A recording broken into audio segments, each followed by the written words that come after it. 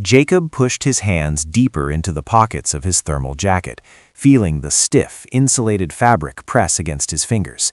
It was thick, designed for extreme cold, but it did nothing to stop the Alaskan air outside the vehicle from cutting straight through him, burrowing into his bones with an intensity he had never experienced before. This wasn't just cold, it was something sharper, more absolute. And yet, this was exactly what they had come for. They weren't just camping, they were searching for a kind of lethal peace, an untouched stillness found only in vast fields of snow that civilization had never claimed. This trip was a deliberate escape from the noise of modern life, an attempt to reach what they called zero, a place where time seemed to pause and only 3 human beings remained, standing face to face with nature in its purest, most indifferent form.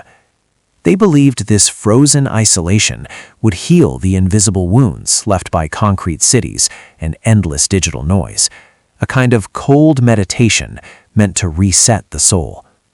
But even as Jacob stared through the windshield at the endless white ahead of them, something unsettled him. Deep in his chest, there was a faint vibration of unease, a quiet intuition whispering that total silence often becomes the perfect container for the most terrifying sounds, those that linger just beyond conscious thought, waiting patiently to be noticed. Sarah, sitting in the passenger seat, seemed almost radiant with excitement. Ice crystals clung to the window beside her, reflecting in her eyes like tiny stars. To her, Alaska wasn't hostile, it was pristine, an untouched canvas, a chance to realign herself with the Earth's most ancient rhythms. She was an amateur botanist who had always felt suffocated by city life, trapped between steel walls and artificial light. The promise of snow-covered boreal forests called to her on a level she couldn't fully explain. It felt necessary, inevitable. Still, even her optimistic smile failed to hide the tension beneath it. It was something in her gaze, an expectancy that bordered on dread, as if she wasn't just hoping for beauty, but bracing herself for something vast and unpredictable, something that could be breathtaking or deeply unsettling. Like all true beauty, she sensed this place demanded a price. Daniel, gripping the wheel of their heavily reinforced off-road vehicle, was the grounding force among them. A meticulous engineer, Daniel trusted logic above all else. He dismissed talk of supernatural dangers with quiet confidence, insisting that their real threats were practical ones: hypothermia, mechanical failure, or miscalculations. As he drove, he repeatedly checked laminated topographic maps, mentally calculating distances from the nearest settlement, hundreds of miles away, while obsessively monitoring the engine temperature. To Daniel, the wilderness wasn't mystical. It was a system, a series of challenges to be solved with preparation and intelligence. The peace he sought wasn't spiritual. It was simply silence after years of relentless construction deadlines and urban chaos. When they finally reached the location they had marked on their maps, the reality of their isolation became immediately clear. The campsite was a small, flat stretch of land near the edge of a cliff, surrounded by towering conifer trees whose branches bowed under the weight of thick snow. The forest rose around them like a wall. There was no phone signal, no footprints, no signs that another human had ever been there. Above them, the tree canopy blocked much of the sky, leaving only a pale blue opening overhead. It promised a night free of light pollution, perfect stargazing conditions beneath an untouched frozen dome. But the place didn't feel welcoming. It felt sacred and hostile at the same time. Standing there, Jacob had the distinct sensation that they had crossed an invisible boundary, one humans were never meant to pass. This wasn't land governed by human rules. It answered to laws far older, far colder, and far less forgiving than anything civilization had created. And for the first time since they began the journey, Jacob wondered whether Alaska had noticed them at all. The tents went up quickly and with surprising efficiency, thanks entirely to Daniel's meticulous planning. 3 single-person tents were positioned several meters apart, forming a loose perimeter around the campfire. The fire pit itself had been carefully designed, angled to reflect heat inward while shielding the flames from any sudden gusts of wind that might come without warning. But in the absolute silence surrounding them, every small action felt amplified. The soft rasp of a zipper sliding closed, the faint clink of metal cookware touching stone. Even their whispered conversations sounded unnaturally loud, like sharp noises trying to tear through an invisible frozen blanket that smothered the entire landscape. That was when Jacob noticed something he couldn't quite explain. There was a strange pressure in the air, as if the atmosphere itself had thickened, no longer empty space, but something dense, heavy, invisible, yet unmistakably present. It felt less like breathing air and more like moving through something that had weight. Night fell slowly, almost deliberately. With it came a brutal drop in temperature, plunging well below freezing. Still, the campfire managed to carve out a fragile circle of warmth, standing in stark contrast to the towering walls of darkness pressing in from all sides. The flames danced in shades of deep orange and red, their light reflecting off the snow-covered ground, which sparkled like millions of tiny gemstones. For a moment, it created the illusion of safety, of comfort, an illusion that felt dangerously thin. They shared light-hearted stories, laughed softly, their breath crystallized in the cold air with every word, a quiet display of human warmth in defiance of the vast, merciless wilderness surrounding them. It was as if they were trying to convince themselves that they were in control of this moment. But the wilderness didn't care. And all around them, the darkness seemed to whisper a different truth, one that spoke not of dominance or mastery, but how profoundly vulnerable they truly were.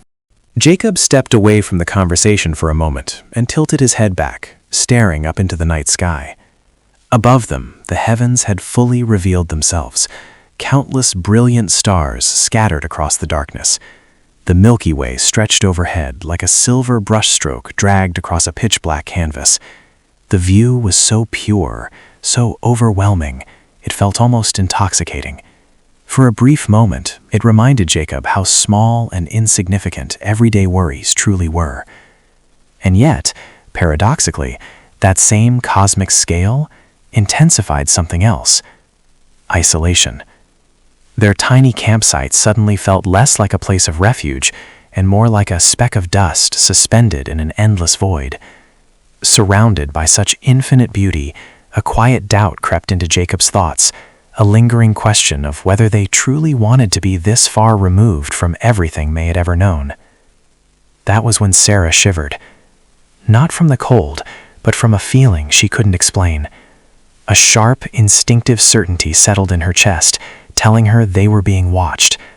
Not by a bear, not by a wandering caribou, but by something older, something patient, something that didn't need to move in order to observe. She tried to shake the thought away, taking a long sip of her hot chocolate and forcing out a loud laugh at one of Daniel's terrible jokes. But the sensation refused to leave. It clung to the back of her neck like an invisible, icy touch. Sarah stared into the darkness between the trees, scanning for a pair of eyes reflecting the firelight. There was nothing. No movement. No glimmer. Only dense, unmoving shadows. Yet the silence felt wrong. It wasn't passive.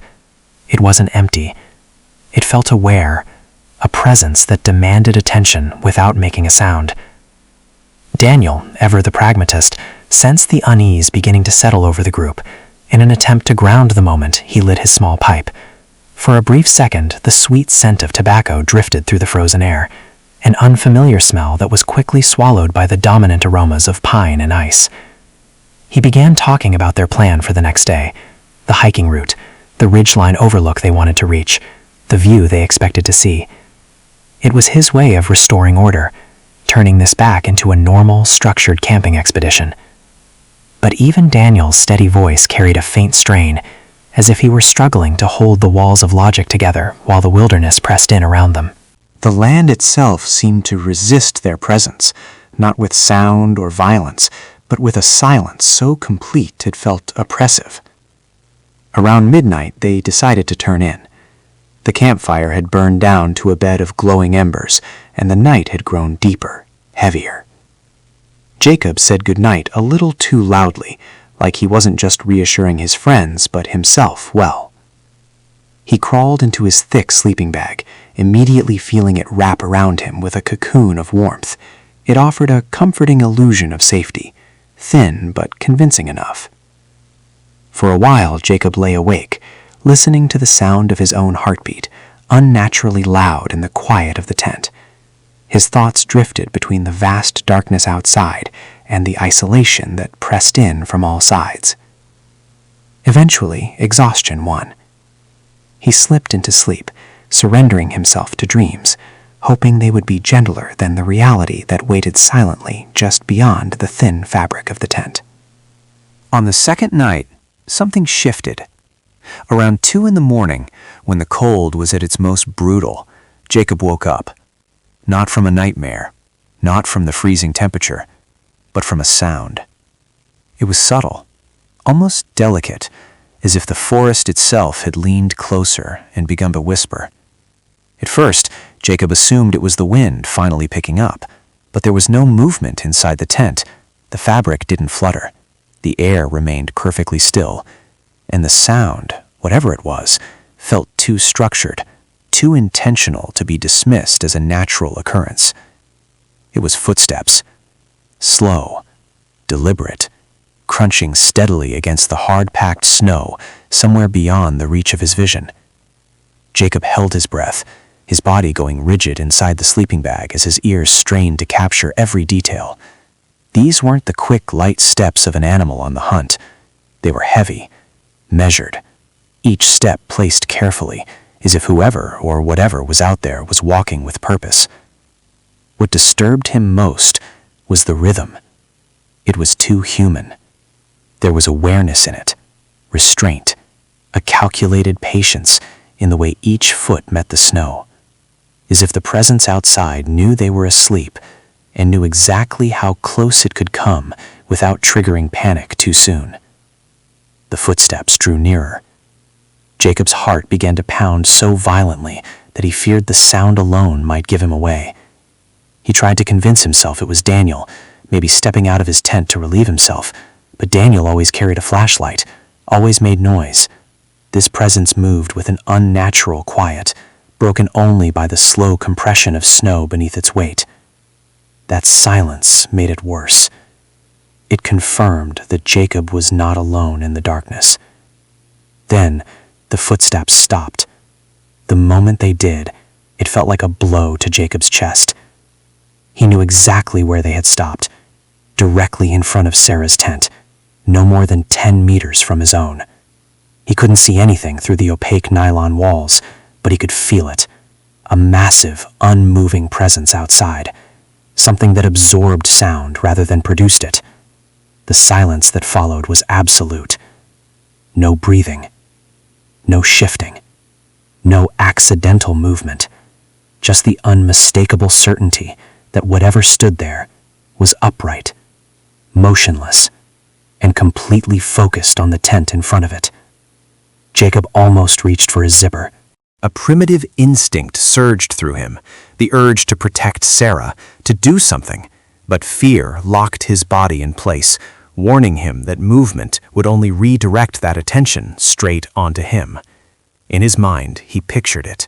No visible shadow, because there was no light, only cloud-covered moonlight.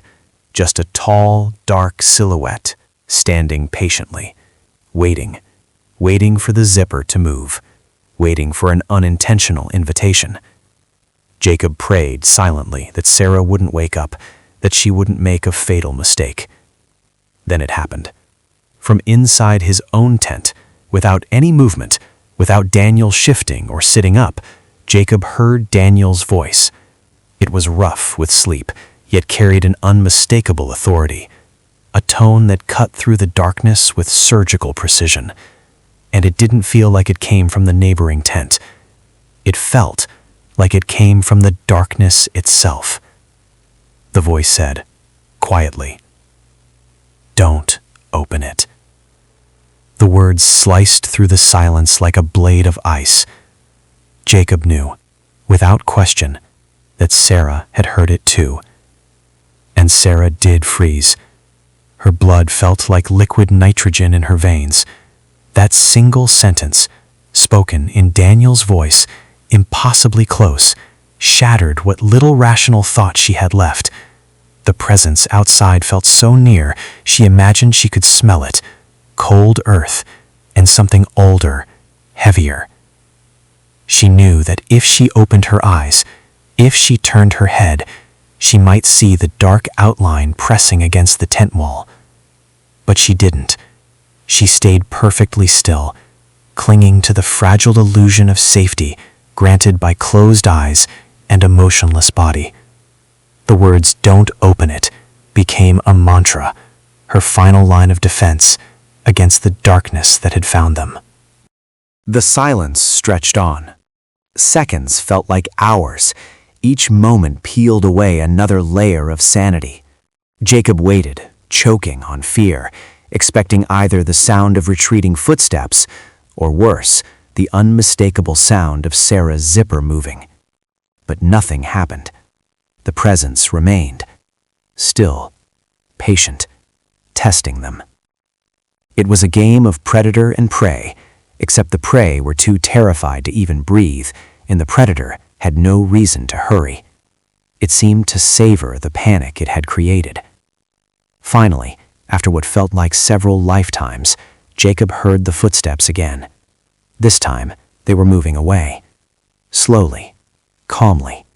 No rush, no disappointment. The sound faded alice. It retreated into the untouched depths of the dark conifer forest. Jacob waited until it was completely gone, until the silence felt natural again, no longer suffocating, before he finally exhaled. His body was drenched in cold sweat inside the warmth of his sleeping bag. That night took something from him. It destroyed the belief that the wilderness was mindless. He now understood that this forest thought, and whatever intelligence lived within it, did not welcome visitors. Dawn arrived cold and indifferent. The eastern sky filled with pale purples and soft pinks, contrasting cruelly against the pristine white snow.